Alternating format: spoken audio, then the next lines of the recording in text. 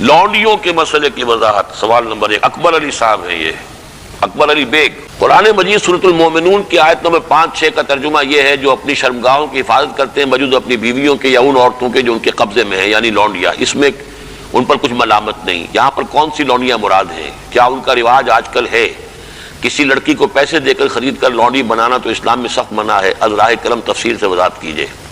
دیکھیے، اسلام میں صرف ایک نوعیت کا غلام یا لونڈی جائز ہے، اور وہ ہے اگر جہاد فی سبیل اللہ ہو اور اس میں پی او ڈبلیوز کی حیثیت سے جو کہ کمبیٹنٹ جو کہ واقعتاً جنگ میں حصہ لینے والے ہیں، مرد اور عورتیں، جن کو آج کل پی او ڈبلیو بنا لیا جاتا ہے کہ وہ جو ہیں پرزنرز آف وار، ان کو اسلام نے اجازت دی ہے کہ بجائے اس کے کہ مستقل اس وہ کنسنٹریشن کیمپس میں پڑے رہیں، وہ اس میں ان کو اسلامی معاشرے کے اندر جذب کرنے کے لیے ان کو تقسیم کر دیا جائے لوگوں کے اندر۔ یہ ہے در حقیقت اس کی غرض و قائد، اور وہ بھی ایسا ہو سکتا ہے کہ کہیں مبادلے کے اندر اگر شکل بہتر بن سکتی ہو تو اس کو بھی اجازت ہے، کہیں اگر سر فدیہ لے کر چھوڑ دینے میں کوئی قباحت نہ ہو تب بھی اس کی اجازت ہے۔ یہ سورہ محمد صلی اللہ علیہ وسلم کی آیت جو ہے اس کے تحت ہم پڑھ چکے ہیں۔ لیکن فرض کیجیے کوئی شکل ممکن نہیں ہے تو پھر کیا کریں؟ انہیں کنسنٹریشن کیمپس کے اندر رکھیں، وہ تو گویا کہ ایک مستقل لائبلٹی بھی آپ پر ہو گئی،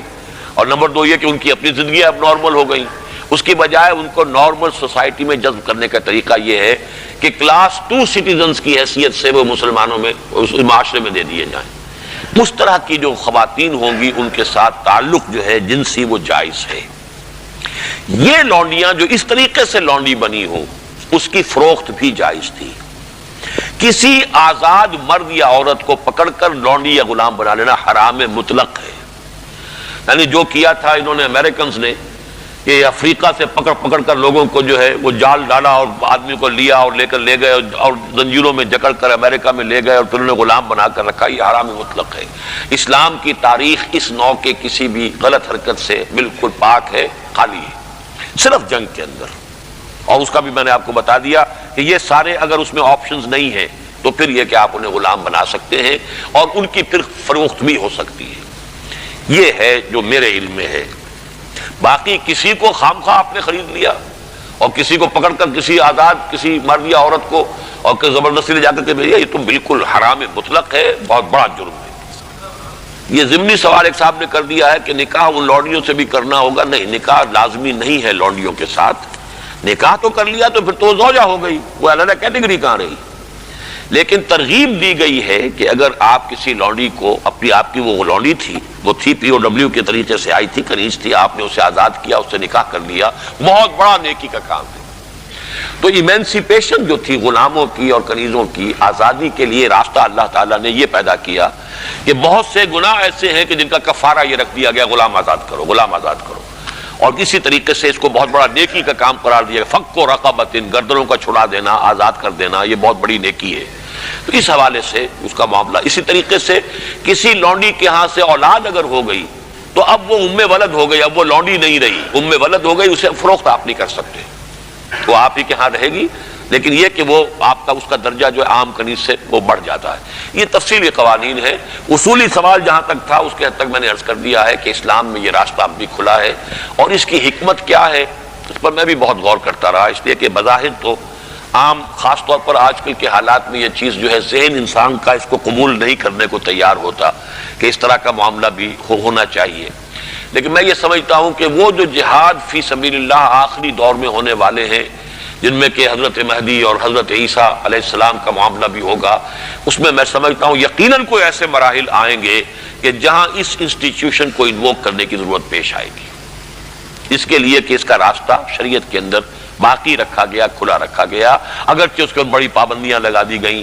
یہ بھی ہے کہ غلام کو وہی کھلاؤ جو خود کھاتے ہو، وہی پہناؤ جو خود پہنتے ہو، کام کا بھی بوجھ اس پر اتنا زیادہ نہ ڈالو کہ جس کا بہت مشقت والا ہو جائے، کوئی بہت سخت کام ہے تو تم خود بھی اس کے اندر شریک ہو جاؤ اس کے ساتھ۔ یہ ساری چیزیں ہیں، ان کے ساتھ نیک سلوک کرنا، اچھا سلوک کرنا۔ اسی کا نتیجہ یہ ہے کہ عالم اسلام میں ایک دور ایسا آیا کہ مشرق و مغرب میں سب سے بڑی حکومتیں جو تھی وہ غلاموں کی تھی۔ یہ خاندان غلامہ کون تھے جو ہندوستان کے اندر پہلی حکومت بنی اسلامی؟ قطب الدین ایبک کون تھا؟ التتمش کون تھے؟ ملبن کون تھا؟